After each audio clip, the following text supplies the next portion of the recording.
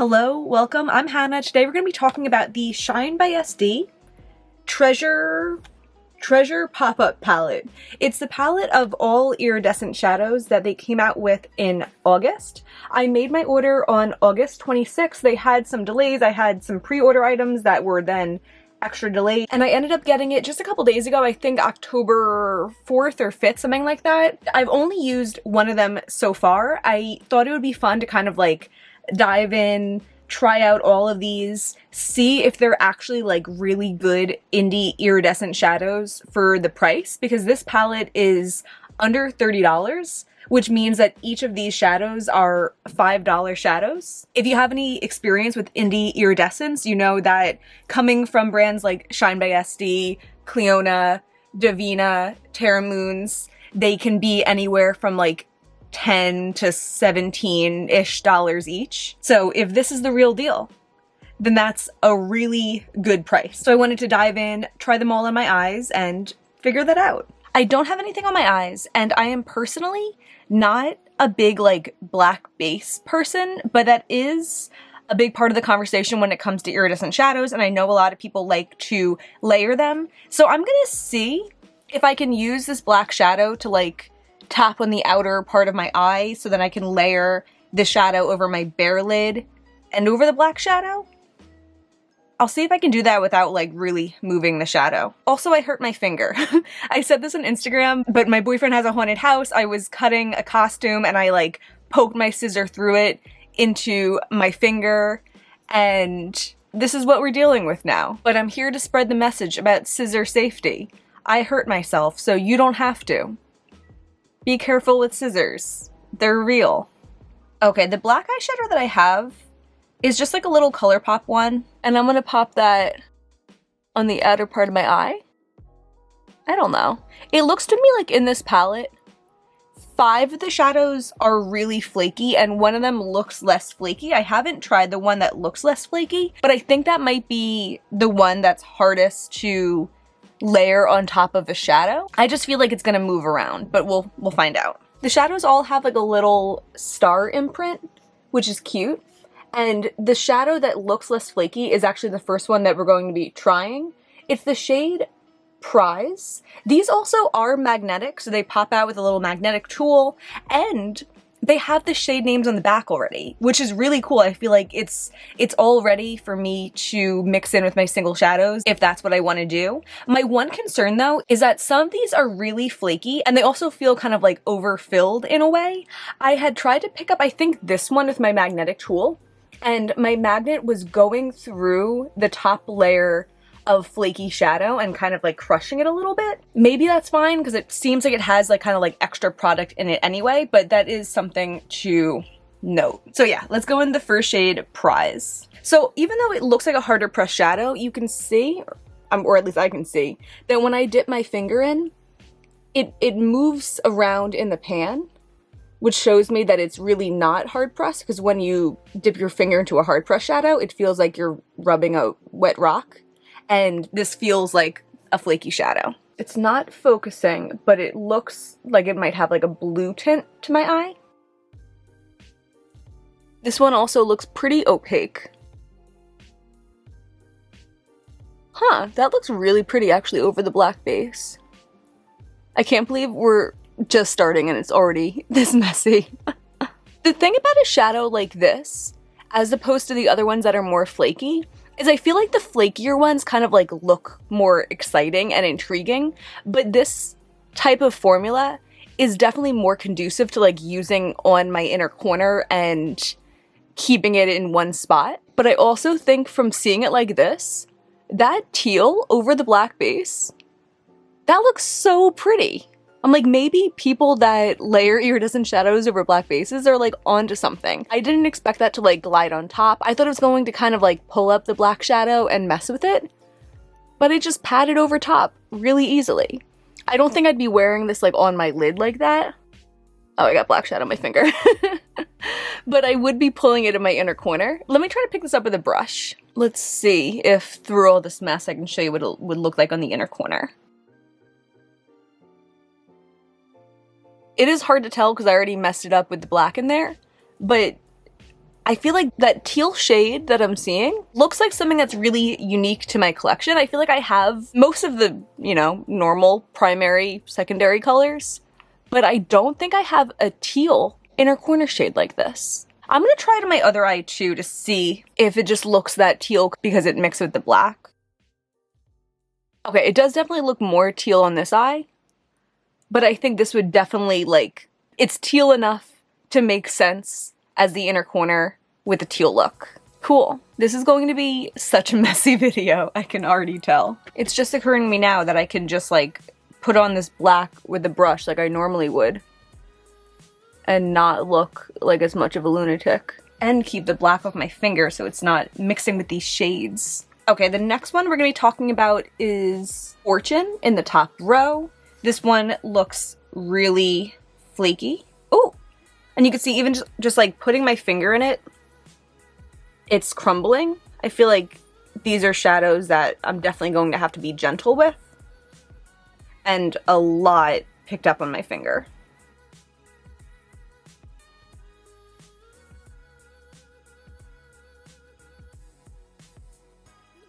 Okay, so you can definitely see over the black base that this is a pink shadow, but I think on a lot of this lid, I wouldn't even like necessarily, well, I guess I would know it's pink from out there. It looks almost kind of like rose gold. It looks kind of like yellowy on my bare lid also. I think this is a pretty color, but I am nervous based on this about how it's going to be to work with it, or if I'm just going to have to like remember to like put on a really sheer layer like that. Let's try to pick a little bit up for my inner corner. Yeah, you can see even just like the way it picks up on the brush. It's just like flakes of shadow. Yeah, I'm not sure about this one.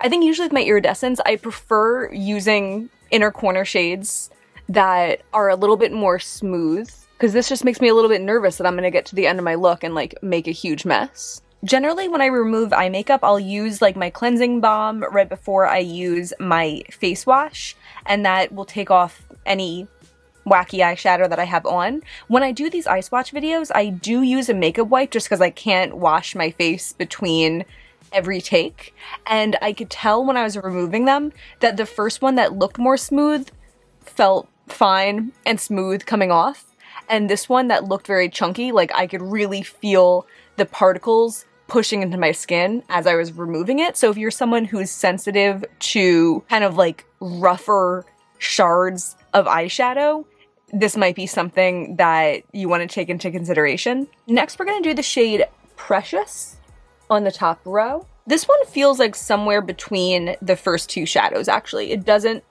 feel quite as smooth as the first or quite as chunky as the second. Okay, so far, I'm still halfway through putting it on, but this is my favorite one that I've used. This is a really similar looking color to the first one also, right? It's teal, but I do think maybe this one's a little bit more blue than the first. We'll do hand swatches at the end and try to compare them there. I'm gonna go ahead and pop it into my inner corner as well. Yeah, I think this one, I mean, the first one was also very easy to work with, but didn't give me that like glitter kind of look that the chunkier one did. But this is like a really nice happy medium, and I could see this being one that I definitely reach into this palette for. After that is Valuable, and this is the one that I actually have used already, and you can see that there's like, or maybe you can't see, I can see that there's like a crater in it from the parts of the shadow that came up when I used it just that one time. This one was a really pretty pink though, and I liked that.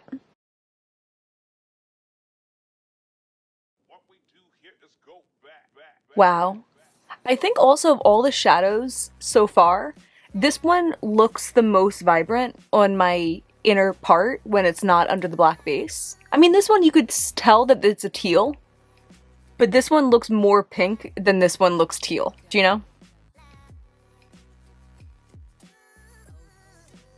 I've been wanting like a bright pink inner corner shadow for a while, and I just got Divina Soleil's from the recent collection. They sent it over to me and I did a whole eye swatch video using them. I think if I didn't have this one, I would definitely use this a lot as an inner corner shade, but because I just got that other one and I really, really, really like that other one, I'm definitely going to reach for Soleil's, and it's like velvet glowy formula over this one and its chunky formula. The nice thing about the chunky shades as opposed to other iridescents that I have that are smoother is I think these will really work for like layering shadows, and that is something that I do tend to do. I could imagine doing a pink look and just feeling like it needs some extra pizzazz and then taking this shadow and tapping it over the center. Right now I feel like that's how I'm going to be using this palette for the most part. I just want to add that I turned around to less direct lighting, and the black part of this pink one looks really yellow, which shows me that these are multi-dimensional shadows, which I wasn't really counting on at this cheap price point. So that's cool, and that makes me even more excited to use this as like a tap over the lid shade. Next we have the shade Glitz. This one maybe feels more like the third one, that it's like a good mixture of chunky without being too chunky.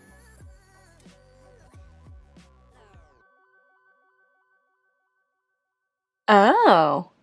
I was all ready to say that this one has like the least color. This one's the most kind of like champagne-y. Green comes alive over the black base. And then once I know it's green, I'm like, oh yeah, this is super green, even over the no base. That's pretty.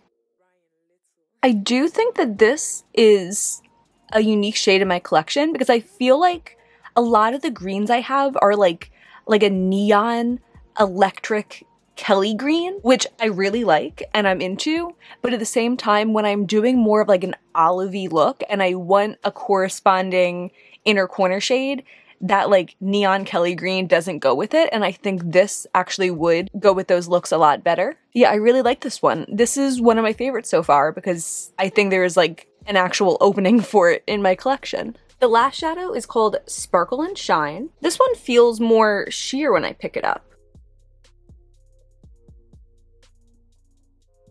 Huh. This one's definitely more teal than the previous shadow, but I think less teal than those two other shadows that we tried earlier. Yeah, in a way, this looks like more like the shadows that I was already describing, thinking of like Fairy Fire and Rich Bliss, which I also just got from Shine by SD, but I've used that one already. I think this is really pretty, but I kind of already have this color scheme covered. But when it comes to just like the quality of the shadow and not it relative to my collection, it is really nice, and I like that sheerness of it. I think that makes it versatile and easy to use, and you're at less risk of it flaking all over your face. Yeah, that's a really pretty formula. I like that. I looked at my less direct lighting, and this one, Sparkle and Shine, I definitely see some purple in it, so that's really cool and unexpected, and it makes me feel like it's a really Halloween-y shade that also sets it farther apart from those greens that I mentioned that I already have, because those greens don't flip purple as far as I've noticed or heard. Cool. Usually when I do these eye swatching videos, I'll make my last swatches into my look, but I think for this, I'm going to put on a different look and then come back and like accessorize the look using this palette. So I'll be right back. Okay, this is what's going on now. On my lid, I have Queen of Chaos from Shine by SD. This was part of this order that I just got in, and it's absolutely beautiful. Wow, I'm happy that I bought it. And then on my lower lash line, I just put Ochre from Cleona on like the outer half of it, because I figured I would do one of these iridescent shades on the inner half of it. It's funny with this because some of them I'm like, okay, that one was teal, that one was teal. I guess I remember most of them actually. There's just like one that I'm like, what was that again? But we'll get to it. First, I want to take Valuable, which is that really flaky pink one, and just tap it over the center of the lid. Oh, the second one was the one that exploded. Yeah, I actually really like that. I feel like it doesn't take away the like multi-dimensionalness of it, but it does give like an extra pop in the center that's like almost kind of subtle, but like it's enough that I like it. Okay, cool. So that ochre shade is a little bit more kind of olivey, so I'm going to take that center bottom one, Glitz, which is the one that I said I feel like would work really well with olives, and use that on the inner half of my lower lash line.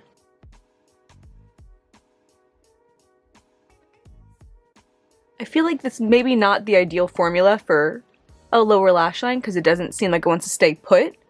And I mean, I guess I could have done glitter glue, but I tend to not. But that's fine. That's all right. I might end up kind of like melding that together with ochre a little bit more after this. Okay, let's do the explodey one, which was Fortune. I'm gonna try to pick it up really lightly and use that as like the top of my highlight. Ooh, I don't know about that.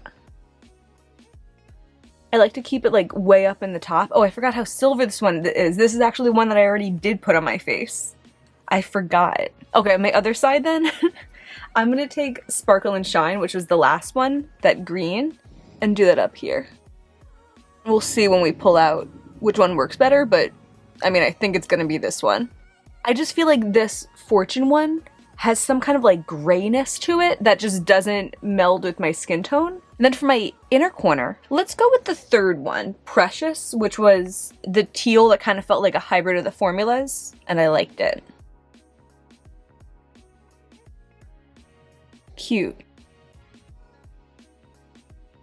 Okay, now I'm going to actually finish my look, and I'll be right back for some swatches, comparisons, and final thoughts. So this is the finished look. I didn't add anything else to it other than this little bit of like hot pink out there is a ColourPop Jelly Much shadow that's drying out, and I thought it would be more of like a precise wing, but it was too dry for that and it just looks like general glitter. But overall, I really like this, and I love especially that like pink shimmer in the middle of Queen of Chaos, and you could still see like the multi-chrome around it, and also the combo with like the green on the bottom. I really like this look. Okay, I'm gonna set up some black shadows so we can do the two base comparison thing on my arm. I'm just gonna go through and swatch them out in the same order that I swatched them. I did say the names before, but I feel like the names and also rankings, which I normally do, aren't really important for this because at the present time at least, you can't buy one of these without buying the entire palette, so they are a package deal, but we will talk about some differences when we get into that.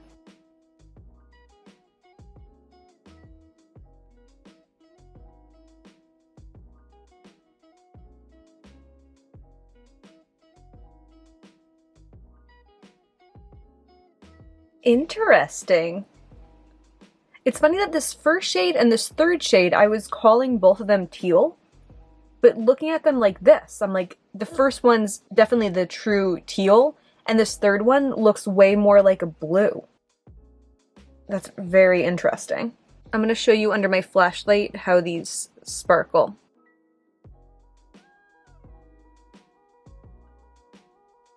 That first one looks so sparkly. So I can tell there's definitely some distinct formula differences. This first one is like a much smoother formula, but as I said, it's not a hard-packed type of smooth. I can also like tell that it has, I don't know, it has like a different kind of like micro sparkle to it, as opposed to like the obvious chunks that are in some of the other colors. I think this first one's gonna be like a really easy inner corner shade that I could definitely imagine myself appreciating it.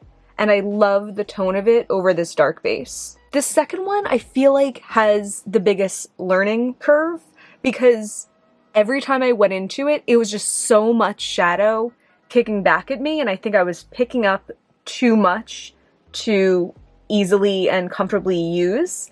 And I'm going to have to learn to keep that in mind whenever I touch the shadow, to use a super light hand, because otherwise it's just gonna like go everywhere. The third shade, I really like the formula of, and I think this fifth shade, this green shade, is a similar formula to the third one, in just that they're somewhere between being like a little bit harder packed, finer milled, and being really flaky. This pink one, I think I'm gonna say it's my favorite. I just really like how it tapped over the look today. I'm a lover of pink shadow in general. I love the like bright tone of this, and I think I'm going to get a lot of use out of it. And the last one, I really like the formula of this one as well. I like that kind of like sheer, shiny quality.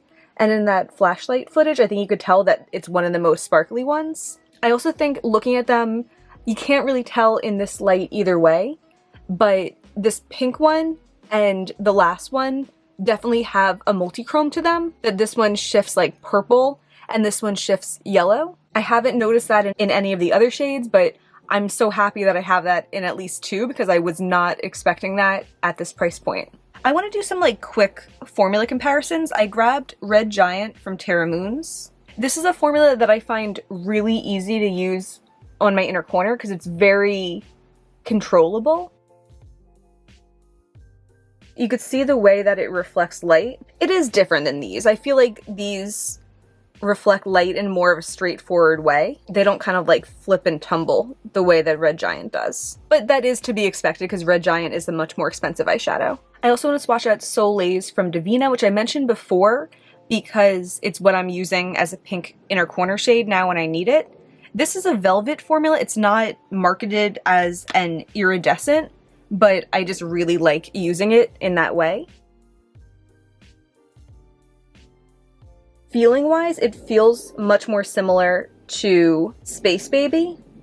And I guess of these, the most similar to the first one than anything else. But you can tell it's very different than the flakiness of the pink Shine by SD one. And you could see in my finger, or at least I can see in my finger, a strong like green and orange flip to it. I have a bunch of Clionadh iridescent shadows, and some of them are really flaky. This one's phosphorescent, which I think in color is going to remind me of the last one.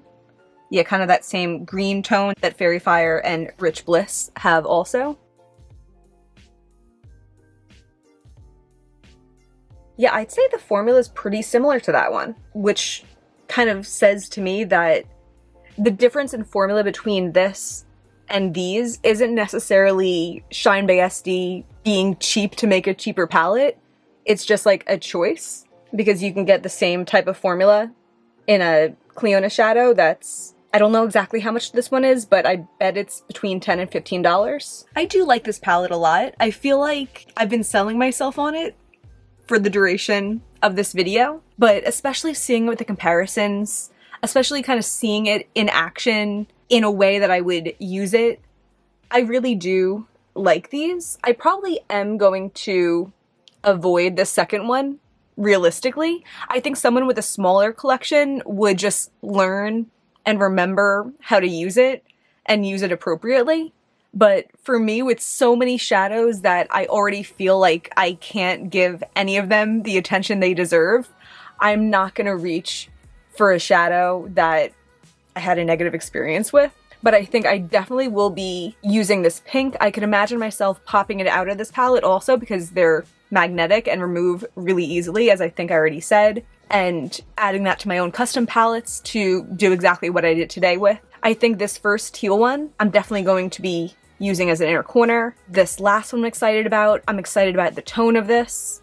So I guess overall the ones that I'm not excited about are that second one that exploded on me. And this third one, I did like the formula. So maybe time will kind of tell if I end up using this third one more or this first one more. I would especially recommend it to someone who doesn't already have a large collection of iridescent shadows. If you want to kind of add this subset of indie makeup into your collection, I think this is a really good place to start, a really good price point to start, and I think these are really pretty shadows that could be used in a multitude of ways. That's gonna be everything though. I did get other Shine by SD shadows in this order, and I think I probably am gonna get some more soon, and I already do have some. So I've never made a video about like my collection of just overall Shine by SD shadows, but I will do that sometime, probably before the end of the year. I don't know. If you enjoyed this, please give me a thumbs up and subscribe. There's always way more indie content on the way, and that's everything. Bye.